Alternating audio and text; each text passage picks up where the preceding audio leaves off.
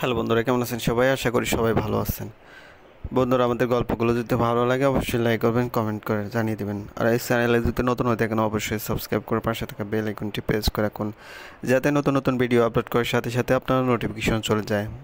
আমাদের আজকের গল্প শেষটা সুন্দর। লেখিকা অজান্তা হই, ছদ্মনাম পর্ব 7। ফোনের সাথে বিয়ে? নির্ঝর ভাই, আপনি অসুস্থ, আপনার মাথা অসুস্থ, এই অবস্থায় মজা করছেন? তরির বিস্মিত মুখের কথা শুনে নির্ঝর কিছুটা কাজ ঘেঁষে এলো তার। ভয়ে সে মাথাটা একটু পিছিয়ে নিল। নির্ঝর সামান্য ঝুঁকিয়ে রাগনিত স্বরে বলল, তোমার মনে হয় আমি মজা করছি? গালে দুটো পড়লে মজা টের পাবে, উঠে পড়ো। নির্ঝরের ধমক শুনে তরি সুরসুর করে উঠে পড়ল। সে অদ্ভুত দৃষ্টিতে নির্ঝরের দিকে তাকিয়ে আছে। নির্ঝরের কার্যকলাপ, কথাবার্তা সব খাপছাড়া, কেমন অসংলগ্ন তার ব্যবহার। তার হুট করে ভয় লাগতে শুরু করলো এই ছেলেটিকে। নির্ঝর আর অপেক্ষা করলো না, হাঁটা শুরু করলো। কিছু দূর যেতে পিছন ঘুরে দাঁড়িয়ে পড়লো। তাকে দাঁড়াতে দেখে তরিও দাঁড়িয়ে পড়ে ভয়ে ভয়ে বলে উঠল, কি হলো আবার? থেমে গেলেন যে? তোমার ঝোলাটা কার আশায় ফেলে রেখে এলে? আশিকের জন্য? অতি উত্তম। আশিকের অন্তত 2 বছর আর জামা কাপড় কিনতে হবে না, তোমার ড্রেসগুলো দিয়ে আরামসে চলে যাবে। বলে নির্ঝর অপেক্ষা করলো না, আবার হাঁটা শুরু করলো। তরি জিভ কাটলো। এতটা ভুলো মন হলে চলবে কি করে? সে দৌড়ে পিছনে গিয়ে কাপড়ের ব্যাগটা হাতে নিল। আবার এক দৌড়ে এসে নির্ঝরের পিছু ধরল। প্ল্যাটফর্ম পেরিয়ে কিছু দূর এগোতে নির্ঝরের হাতে আচমকা টান পড়ল। ঘুরে দাঁড়ানোর আগে তরির কম্পিত কণ্ঠে চিৎকার ভেসে এলো। সে তাকিয়ে দেখলো তরি দু হাতে তার বাহু আঁকড়ে ধরে নিজেকে ছাড়ানোর চেষ্টা করছে। নিচের দিকে তাকিয়ে কপাল কুঁচকেলো নির্ঝরের। রাস্তার ধারে শুয়ে থাকা একটা পাগল তরির বাম পা চেপে ধরেছে। তরি প্রাণপণ চেষ্টা করছে নিজেকে ছাড়ানোর জন্য, কিন্তু পেরে উঠছে না। নির্ঝরের বাহু চেপে রাখা তরির হাত দুটোর দিকে এক পলক তাকালো সে। তারপর তরির ভয়ার্ত মুখের দিকে চেয়ে দ্রুত পকেট হাতে কিছু খুচরো টাকা বের করলো। পাগলটার সামনে বাড়িয়ে দিয়ে ইশারায় পা ছাড়তে বলল। পাগলটা তরির পা ছেড়ে লুপে টাকা নিয়ে নিল। খুশিতে তার চোখ দুটো চকচক করছে। নির্ঝর তরির দিকে চেয়ে তাচ্ছিল্যের সুরে বলল, এই মাঝরাতে আমায় এতটা হেনস্থ করার জন্য তোমায় কি শাস্তি দেওয়া যায় বলো তো? তরি কাঁদো কাঁদো হয়ে নির্ঝরে বাহু ছেড়ে দিল। মাথা নত করে ধীর পায়ে এগিয়ে গেল। দুজন স্টেশন পেরিয়ে বড় রাস্তার কিছু দূর আসতে তরি ক্ষীণ স্বরে বলল, পানি খাবো নির্ঝর ভাই, গলা শুকিয়ে গেছে। নির্ঝরে পা থেমে গেল ক্ষণিকের জন্য, আর চোখে আলো অন্ধকারে খেলায় মেতে ওঠা মেয়েটির দিকে তাকালো। শুকনো ঢোক গিলে খুব দ্রুত চোখ সরিয়ে নিল, ছোট করে শ্বাস নিয়ে তিক্ত কণ্ঠে বলল, পানি খাবো বললেই তো আর পানি খাওয়া পাওয়া যাবে না? প্রথমত আপনি ব্রত করেছি তোমার বিয়ে না দেওয়া পর্যন্ত জল স্পর্শ করব না। দ্বিতীয়ত 4 ঘন্টা যাবৎ আমার পানি পিপাসা পেয়েছে, তবুও পানি দিয়ে গলা ভিজাচ্ছি না। সো তুমিও পানি পাবে না। কোথায় যাচ্ছি এখন আমরা? কাজী অফিস। নাম শোনোনি কখনো?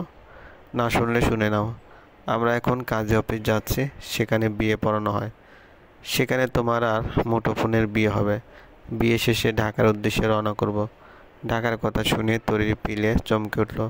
পিছন থেকে দ্রুত এগিয়ে গিয়ে নির্ঝরের পথ আগলে দাঁড়ালো। নির্ঝর আফসা মুখের দিকে চেয়ে বলল, ঢাকাতে কেন যাব নির্ঝর ভাই? তোমার আর তোমার মুঠোফোন স্বামীর বাসর হবে ঢাকায়, আমার বাসায়, সিম্পল।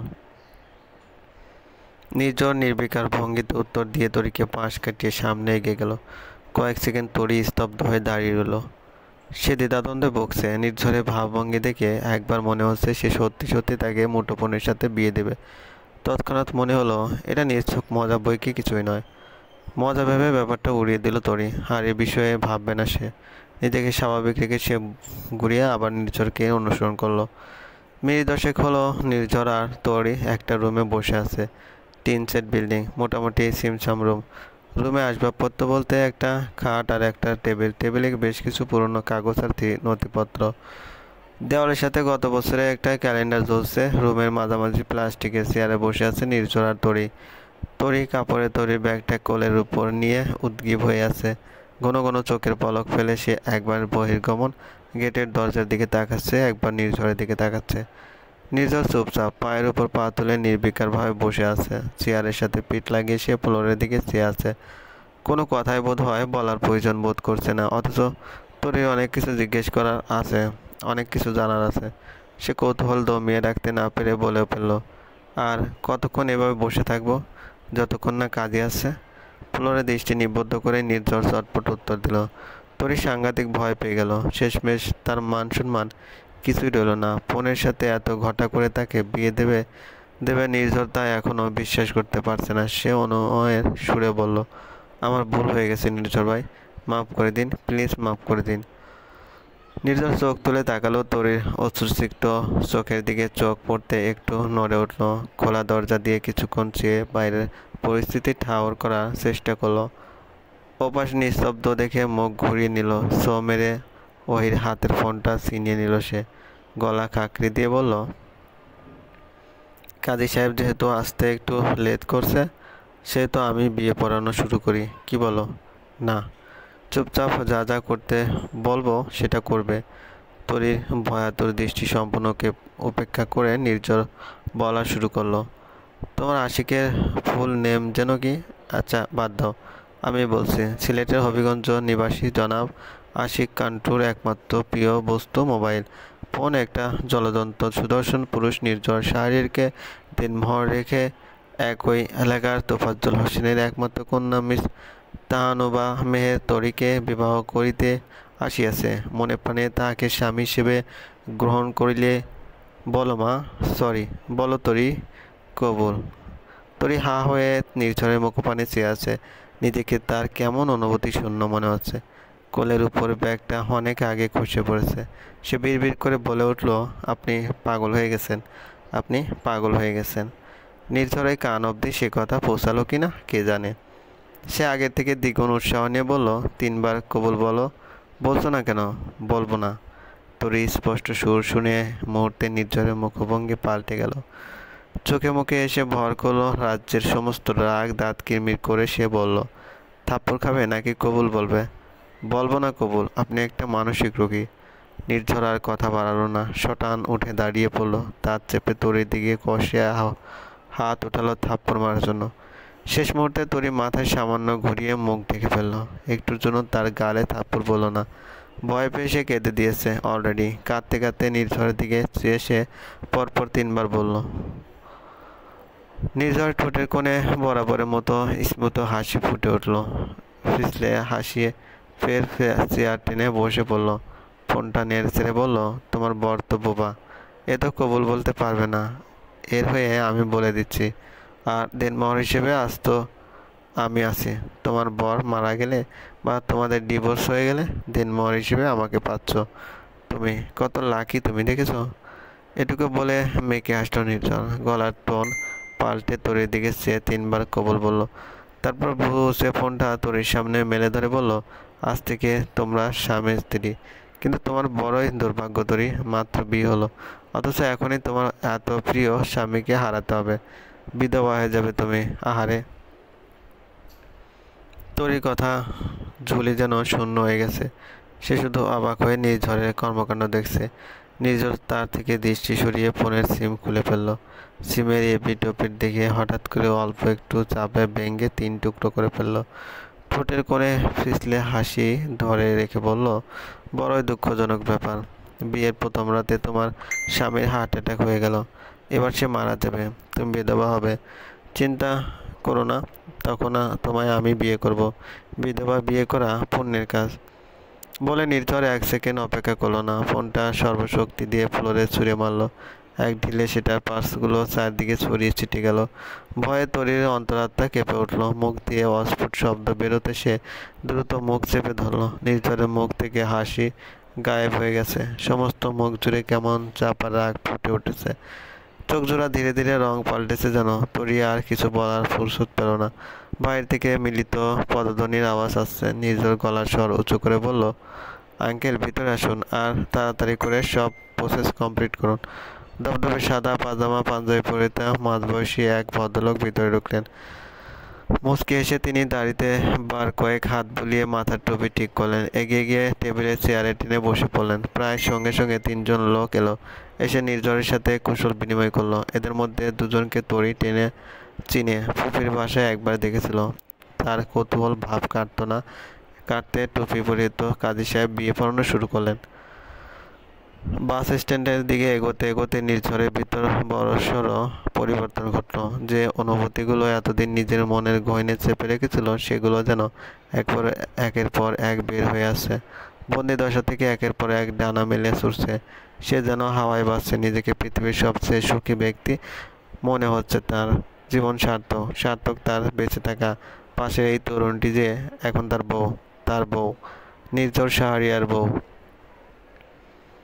নির্ঝরের বুকের ভিতর চাপা আনন্দ খেলে যাচ্ছে। ভিতরে ভিতরে সে প্রবল উত্তেজিত, খুশির জোয়ারে ভেসে যাচ্ছে। কিন্তু বাইরে থেকে তার মুখ দেখে বিন্দুমাত্র কেউ আঁচ করতে পারবে না যে সে এতটা খুশি, যেমনটা তরি পারছে না।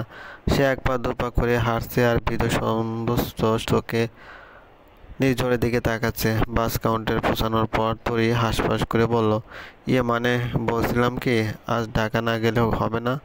আমি ঢাকা যেতে চাই না। তাহলে কোথায় যেতে চাও? ফুপির বাড়ি। তোমার বাবা লাঠি নিয়ে বসে আছেন, পিটিয়ে তোমার গায়ের চামড়া তুলবে।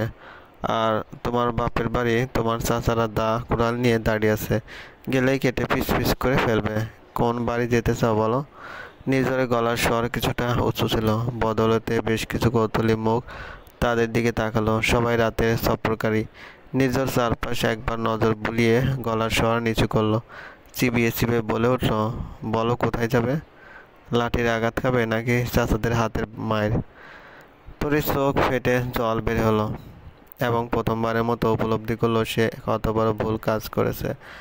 আর যদি সময় মতো নির্ঝর না আসতো তাহলে কি যে হতো ভাবতেই শরীর কাঁটা দিয়ে গেল। সে চোখের জল মুছে বলল, আপনি যেখানে নিয়ে যাবেন। নির্ঝরের মুখে হাসি বিস্তৃত হলো।